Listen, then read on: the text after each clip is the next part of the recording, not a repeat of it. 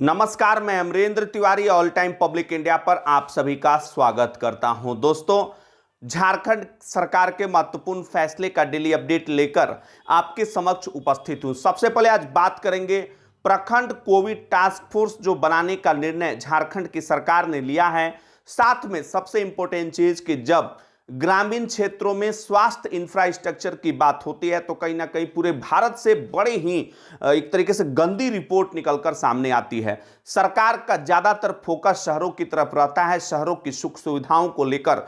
Smart गांव की बात नहीं की गई थी, आपने देखा होगा स्मार्ट सिटी की बात की गई थी। तो इसका साफ जो है एक तरीके से परिप्रेक्ष्य दिखता है। लेकिन झारखंड की सरकार जो प्रखंड कोविड टास्क फोर्स बना रही है, जिसमें कि बीडीओ को अध्यक्ष बनाया गया है और तमाम जिम्मेदार लोगों को इसमें सदस्य के रूप में जोड़ा गया है। प्रखंड कोविड टास्क फोर्स का मुख्य काम होगा कि गांवों में कोरोना संक्रमण को बढ़ने नहीं दिया जाए। कोरोना संक्रमण के उपजे हुए हालातों के बीच लगातार सरकार समीक्षात्मक बैठक कर रही है और अब स्वास्थ्य सर्किट से सभी गांवों को जोड़ने की योजना झारखंड सरकार ने लाई है। इसके तहत प्रत्येक प्रखंड को दो एम्बुलेंस जो है वो दिए जाएंगे। ऑलरेडी झारखंड सरकार 20 लाख एंटीजन किट गांवों को मुहैया करा रही है। आंगनबाड़ी केंद्रों को ऑक्सीमीटर, तमाम कोविड मेडिकल किट जो है देने की बात हो रही है। लेकिन इन सब के बीच सबसे इंपॉर्टेंट चीज है कि ग्रामीण इंफ्रास्ट्रक्चर पर जितना खर्च हो रहा है, क्या उतना खर्च सही में वहां दिखेगा या फिर वहां भी लूट खसोट होगा? यह बड़ा अहम सवाल है और ऑल टाइम पब्लिक इंडिया इसको उठाने का काम करेगी कि जब आप स्वास्थ्य सर्किट बना रहे हैं, जब आप कोविड सर्किट बना रहे हैं, तो ऐसे समय में तीसरी लहर की तैयारी तो हो ही रही है, लेकिन साथ में दूसरी बीमारियों से भी बचने के लिए एक हेल्थ इंफ्रास्ट्रक्चर को सही तरीके से डेवलप करना, यह भी झारखंड सरकार की जिम्मेदारी होनी चाहिए। चलिए दोस्तों, 17 से लेकर 20 तक ताउते तूफान को लेकर झारखंड में हाई अलर्ट रखा गया है। हालांकि इस बीच खबर जो मिल रही है, हालांकि हाई अलर्ट पर जनरली अगर बात करें उतना असर यहां पर देखने को नहीं मिलेगा, लेकिन फिर भी 18 से 20 तक बादल जो है झारखंड के अलग अलग हिस्सों में छा सकते हैं और कहीं कहीं हल्की फुल्की बरसात भी हो सकती है। तो देखने वाली बात होगी कि इस चक्रवात से जिस तरीके से तटीय क्षेत्र परेशान हुए, झारखंड पर इसका कितना असर देखने को पड़ेगा। लेकिन इस बीच झारखंड सरकार ने कहा है कि जिला कंट्रोल जो बिजली का है, क्योंकि बिजली अस्पताल प्रबंधन को और खास करके ऑक्सीजन संयंत्र को बिजली हमेशा मिलने का प्रयास हो, ये इसको लेकर जो है कहीं ना कहीं बिजली विभाग को चौकस चौकन्ना रखने का जो है निर्देश दिया गया है। साथ में बिजली विभाग के कार्यपालक अभियंता, कनीय अभियंता को ऑक्सीजन और तमाम चीजों के लिए अस्पताल प्रबंधन के साथ समन्वय स्थापित करने की बात कही गई है। चलिए दोस्तों, हम बात करेंगे राज्य के अंदर टीकाकरण अभियान जो है वो तेजी से नहीं चल रहा है। इसमें सबसे इंपॉर्टेंट चीज कि कल परसों जो है शुरुआती तौर पे टीकाकरण अभियान में कमी देखी गई और उसका कहीं ना कहीं ई पास पर जो है दोषारोपण हुआ कि ई पास के कारण ऐसा नहीं हुआ। तो अब ई पास में चेंजिंग झारखंड सरकार ने किया है। 3 सर्वर लगाए गए, वहां पर ई पास आसानी से मिल रहा है और इसका ताजा उदाहरण है सोमवार को ई पास जितने बने हैं वो काफी ज्यादा मात्रा में। पहले रविवार और शनिवार को ई पास की संख्या कम रही थी। बात करेंगे दोस्तों कोविशील्ड के जो टीका को लेकर जो अपडेट आया था कि इसकी टाइमिंग बढ़ा दी गई है।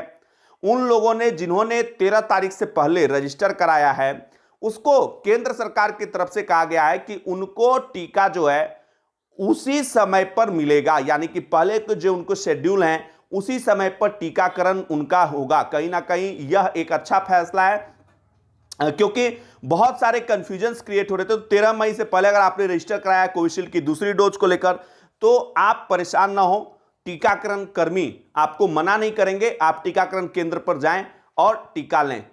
चलिए दोस्तों, हम बात करेंगे बिना ई पास के ही, थोड़ा सा तब्दीली और किया गया है, बिना ई पास के ही वैक्सीनेशन जाने वाले लोग जो वैक्सीनेशन के लिए जा रहे हैं वो वैक्सीन लेने जा सकते हैं। क्योंकि अभी देखा जा रहा था कि वैक्सीन को लेकर जो लोग वैक्सीनेशन के लिए जाना चाहते हैं उनको भी ई पास जो है वो ढूंढा जा रहा था। तो राज्य सरकार ने इस पर थोड़ा सा चेंजिंग किया था, वो मुझे लगा कि आपको बताना बेहद जरूरी है। चलिए दोस्तों, हम बात करते हैं राज्य के उत्क्रमित उच्च विद्यालय में कार्यरत जो शिक्षक हैं और शिक्षकेतर कर्मचारी हैं उनके वेतन भुगतान के लिए और खास करके राज्य में शिक्षकों और कर्मचारियों के वेतन भुगतान के लिए कुल 950 करोड़ रुपए की मंजूरी जो है वो दे दी गई है।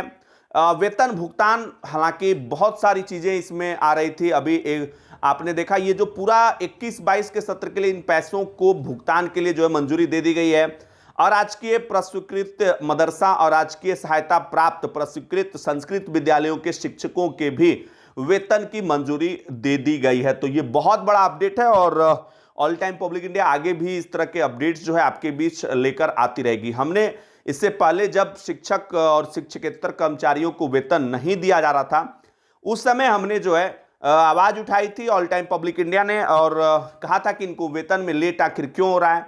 चलिए दोस्तों, हम बात करेंगे पिछले दिनों, अभी सबसे बड़ी जब ई पास का सिस्टम आया है, बहुत सारे कंफ्यूजन, हालांकि केंद्रीय कर्मचारी संघ और अलग अलग संगठनों ने ई पास हटाने को लेकर भी बात की, लेकिन फिलहाल सरकार ने कहा है कि ई पास सिस्टम जो है ठीक तरीके से अब काम कर रहा है। 3 सर्वर जो है बांटे गए हैं। जो सर्वर रिलेटेड प्रॉब्लम थी, साइट क्रैश की जो प्रॉब्लम थी, सरकार का कहना है कि टेक्निकली रूप से उसे ठीक कर लिया गया, लेकिन कुछ लूज पॉइंट्स थे जो मैंने बताया था कि बिना ओटीपी के किस तरीके से आपके मोबाइल नंबर से ई पास जनरेट हो सकता है।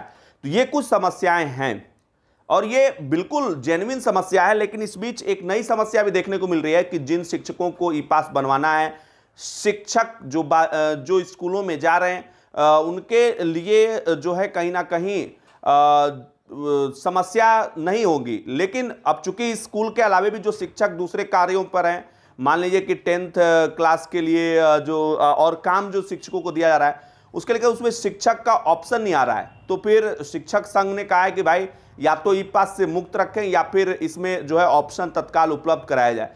चलिए दोस्तों, हम बात करेंगे फरवरी से ही पुलिस पदाधिकारियों का टीकाकरण अभियान राज्य में चल रहा है, लेकिन फिर भी बहुत सारे ऐसे पुलिस कर्मचारी हैं, पदाधिकारी जिन्होंने टीकाकरण को लेकर जो है गंभीरता नहीं दिखाई। अब ऐसे लोगों के लिए मुख्यालय की तरफ से आदेश आने के बाद रांची एसएसपी सुरेंद्र झा ने आदेश जारी किया। उनका कहना है कि 24 घंटे के अंदर या तो टीका लगवा लें या फिर टीका नहीं लगवाने का मेडिकल सलाह वाला जो शपथ पत्र होता है वो दाखिल किया जाए, वो दिखाया जाए। टीकाकरण अभियान को तेजी से बढ़ाने के लिए खास करके वैसे पुलिसकर्मी जो फ्रंट लाइन वर्कर्स के रूप में लगातार अपनी सेवा दे रहे हैं, रांची जिला में यह आदेश फिलहाल निकाला गया। देखते हैं आगे क्या होता है।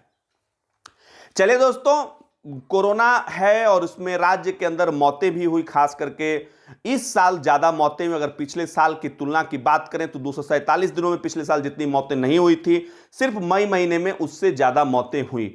लेकिन जो लोग कोरोना से मर रहे हैं और जो लोग कोरोना से नहीं मर रहे हैं, उनके शवों का ठीक तरीके से समय पर निस्तारण हो, इसको लेकर स्वास्थ्य सचिव अरुण सिंह ने आदेश दिया है। अरुण सिंह ने तमाम उपायुक्तों को यह निर्देश दिया कि उन सभी के शवों का निस्तारण जो है वो सही तरीके से किया जाए। लकड़ी की कमी अगर है तो वन विभाग से समन्वय स्थापित कर लकड़ी की कमी को दूर करने का प्रयास किया जाए। फिलहाल के लिए इतना ही, लेते हैं आपसे इजाजत, फिर मिलेंगे नए अपडेट के साथ। तब तक के लिए नमस्कार, जय हिंद, जय भारत, जोहार झारखंड, जय झारखंड। दोस्तों, वीडियो बनाने में काफी मेहनत लगता है, मुश्किल होती है, तो अगर ये वीडियो आपको अच्छी लगे ज्यादा से ज्यादा इस वीडियो को लाइक कर दीजिए। चैनल पे नए, चैनल को सब्सक्राइब करना नहीं भूलिएगा, क्योंकि इस तरह की रोजाना अपडेट्स हम लेकर आते रहते हैं। बहुत